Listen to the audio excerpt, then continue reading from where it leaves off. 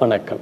நீதிமொழிகளில் ஒரு அற்புதமான வார்த்தையை நான் பார்த்தேன். கட்டுப்படுத்தப்பட்ட சொல் என்ற ஒரு வார்த்தை. அது எதை சொல்லுகிறது என்பதை பார்க்கும் பொழுது நீதிமொழிகளிலே 12:18 பட்டய குத்துகள் போல் பேசுகிறவர்களும் உண்டு, ஆனால் ஞானிகளின் சொற்களோ புண்களை ஆற்றும் என்று நாம் பார்க்கிறோம். இன்னைக்கு பட்டய குத்து மாதிரின்னு சொன்னால் அந்த வார்த்தையே மிக மிக மிக ஒரு அச்சுறுத்தக்கூடியதாக, பயமுறுத்தக்கூடியதாக, ஒரு பிரச்சனையை உருவாக்கக்கூடியதாகவும் அந்த பேச்சு இருக்கிறது. வேர்ட்ஸ் ஆர் கிரியேட்டிங் பவர் நம்ம பார்க்குறோம். இதில் நல்ல ஒரு மனிதன் அவன் பேசும் பொழுதே அவனுக்கு உள்ளத்தில் இருக்கக்கூடிய புண்ணை கூட அதை ஆற்றிவிடும் என்பதை நாம் பார்க்க முடிகிறது. அந்த நீதிமொழிகளிலே 3 வகையாக அந்த சொல்லை பற்றி சொல்லப்பட்டிருக்கிறது. நமக்கு வள்ளுவன் மிக அற்புதமாக தீயினால் சுட்டபுண் என்று அவர் சொன்னதையும் சரி பார்க்கிறோம். பயனுள்ள சொற்களை எப்படி சொல்ல வேண்டும் என்பதை நாம் பார்க்கிறோம். அதேபோல் நீதிமொழிகளிலே எத்தனையோ வருடங்களுக்கு முன்பு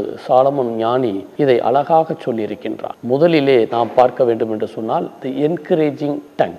இது எப்படின்னு சொன்னால் உற்சாகப்படுத்தப்படும் சொல். இந்த உற்சாகப்படுத்தக்கூடிய சொல்னு சொன்னால் நாம் எப்படி பயன்படுத்துகிறோமோ அதை வச்சு தான் அவனுடைய வாழ்க்கையினுடைய சரித்திரமே இருக்கிறது என்பதை பார்க்கிறோம். இங்கே நீதிமொழிகள் 15:1 கனிவான மறுமொழி கடும் சினத்தையும் அங்கே ஆற்றிவிடும் என்று நாம் பார்க்கிறோம். கனிவான மறுமொழி என்று சொன்னால் அந்த வேர்ட்ஸ் எவ்வளவு அழகாக சாஃப்டாக அங்கே பிரச்சனையே இல்லாத அளவிற்கு ஒருவன் பேசும் பொழுது அங்கே மிகப்பெரிய ஆற்றலை ஏற்படுத்தும். அங்கே ஒரு பிரச்சனை வர்றதை கூட அவன் பேச்சின் மூலமாக அங்கே அமைதியை ஏற்படுத்த முடியும். முதலிலே நாம் பார்க்கிறது என்கரேஜிங் டங். அதை நீதிமொழிகள் 15:1 நாம் பார்க்கிறோம். இரண்டாவதாக பார்க்க வேண்டும் என்று சொன்னால் டிசர்னிங் டங். இன்னைக்கு நன்மை தீமையை சொல்லக்கூடிய அந்த சொல், எப்படி நாம் பகுத்தாராய்ந்து சொல்லக்கூடிய சொல், வேறுபடுத்தி பாட்டக்கூடிய அந்த சொல் என்பதை நாம் தெரிந்து வைத்துக் கொள்ள வேண்டும். இதை நீதிமொழிகளிலே 17 27-28 சொல்லப்பட்டிருக்கிறது. அறிவாளி தன் வார்த்தைகளை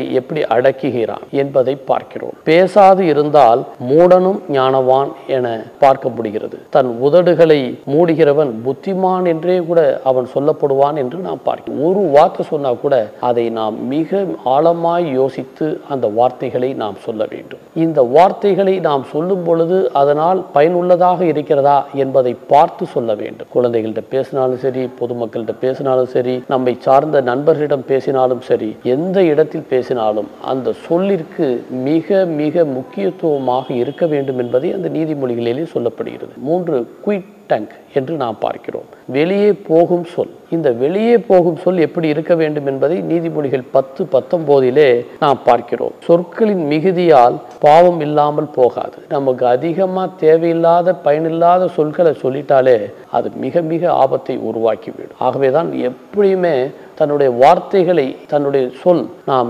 எழுதப்பட்ட சொல்லுக்கு நாம் அடிமை, எழுதப்படாத சொல்லுக்கு நாம் அதற்கு எஜமான் என்று சொல்வார்கள். அதே போலதான் மிஞ்சின வார்த்தை பேசிட்டாண்டா அப்படின்னு மக்கள் சொல்லுவாங்க. மிஞ்சின வார்த்தை எப்பொழுதும் இருக்கவே கூடாது. சில நேரங்களில் இந்த வார்த்தைகள் எப்படி செயல்பட வேண்டும் என்பது பொழுது நாம் கடவுளிடம் கூட முறையிட்டு எனக்கு நல்ல வார்த்தைகள் வர வேண்டும் என்று நாம் கேட்க வேண்டும். நாம் சொல்லக்கூடிய வார்த்தைகள் நம் வாழ்க்கையை தீர்மானிக்கும். அதை நம் கிரியேட்டிவ் பவராக இருக்கிறது.